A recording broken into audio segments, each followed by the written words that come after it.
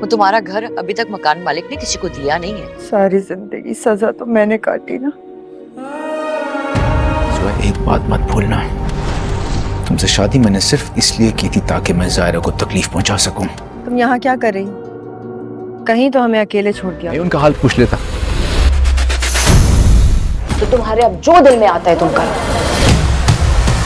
جس طرح روایتی موویز میں ہیپی اینڈنگ ہوتی ہے، ہیرو اور ہیروئن آپس میں مل جاتے ہیں اور ان کے دشمن کو شکست ہوتی، کچھ اسی طرح کی ہیپی اینڈنگ بھی ڈرامہ محروم کی ہونے والی. محروم ڈرامے کا اینڈ ہونے والا ہے بہت ہی زیادہ کمال کا. زویا جیسے لوگ جو صرف دوسروں کو دکھ دینا جانتے ہیں، دوسروں کو تکلیف دینا جانتے ہیں، وہ دوسروں کو کبھی بھی خوشی نہیں دے سکتے. اسی لیے تو زویا جو ہے عمیر کو کبھی بچے کی خوشی دے ہی نہیں سکتی. زویا چالوں پر چالیں چلتی گئی اور اسے لگا کہ جیسے یہ بچہ جب دنیا میں آئے گا تو ساری جائیداد اس کی اور اس کے بچے کی ہو جائے گی، وہ عمیر کی جائیداد کی مالک بن جائے گی. اور اسی لیے تو اس نے ظاہرہ کے بچے کو بھی مار دیا اور اسے سیڑھیوں سے گرا دیا. ظاہرہ تو کبھی بھی ماں بن سکتی ہے، لیکن زویا کو اب یہ خوشی کبھی نصیب نہیں ہوگی. قدرت کا قانون ہے، جیسا کرو گے ویسا بھرو گے. جس طرح زویا نے ظاہرہ کو عمیر کی زندگی سے نکالا تھا، اسی طرح میر زاہد نے زویا کو عمیر کی زندگی سے نکال دی. زاہد صاحب زویا کو اس گھر سے نکالنا چاہتے ہیں اور عمیر کی زندگی سے بھی. میر صاحب کو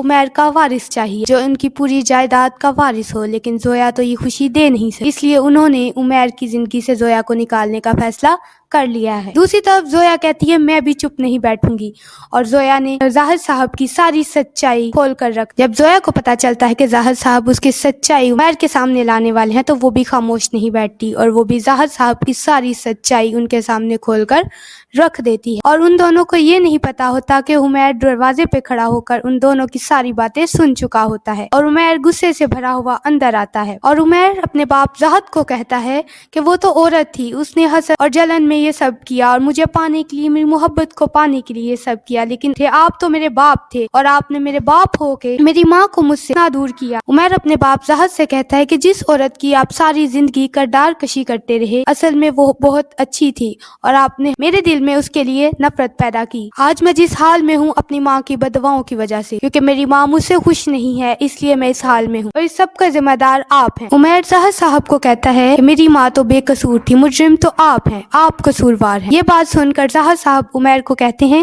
کہ زویا جھوٹ بول رہی ہے، زویا مجھے تم سے دور کرنا چاہتی ہے، اس لیے زویا یہ سب کچھ جھوٹ بول رہی ہے. عمیر کہتا ہے آپ دونوں کی سچائی میرے سامنے آ چکی ہے، آپ دونوں میری زندگی سے چلے جائیں، اور عمیر غصے سے کمرے سے چلا جاتا ہے. عمیر یہ بھی سن لیتا ہے کہ کس طرح سے زویا نے ظاہرہ کی ماں کو مارا. اس دن وہ ظاہرہ کو مارنا چاہتی تھی، لیکن غلطی سے اس دن وہ زہر ظاہرہ کی ماں نے پی لیا اور ظاہرہ کی ماں مر گئی. اور عمیر کو یہ بھی پتا چل جاتا ہے کہ کس طرح سے زویا نے ظاہرہ کو سیڑھیوں سے دھکا دیا اور اس کے بچے کو بھی مار دی. عمیر کو یہ بھی پتا چل گیا ہے کہ زاہد صاحب نے کس طرح سے چھوٹی سی بات کو لے کر عمیر اور ظاہرہ کے درمیان شک پیدا کیا اور اسے اس کی زندگی سے نکال دیا، ان دونوں کو جدا کر دیا. عمیر اپنے باپ کو کہتا ہے آپ باپ نہیں، آپ میرے دشمن ہیں. اب عمیر جائے گا اپنی ماں کے پاس اور ظاہرہ کے پاس اور ان دونوں سے معافی مانگے گا. زویا اپنے لیے تو سب کچھ برداشت کر سکتی ہے، لیکن اس نے اپنا بچہ کھو دیا ہے، کیا وہ عمیر کو معاف کر پائے گی؟ دوسری طرف ظاہرہ کو یہ احساس ہو چکا ہے کہ سعد ہی وہ انسان ہے جس کے ساتھ وہ اپنی زندگی میں خوش رہ سکتی، جس کے ساتھ وہ اپنی زندگی گزار سکتی ہے. اور اس کی ساس نسرین بیگم بھی اسے کہتی ہے کہ تم سعد کو اپنا لو، تم سعد کے ساتھ بہت خوش رہو گے. تو ظاہرہ اپنی ساس کو صاف صاف جواب دیتی ہے کہ محبت اور اعتبار ایک ہی بار ہوتا ہے اور میں نے یہ دونوں ایک بار کر چکی ہوں.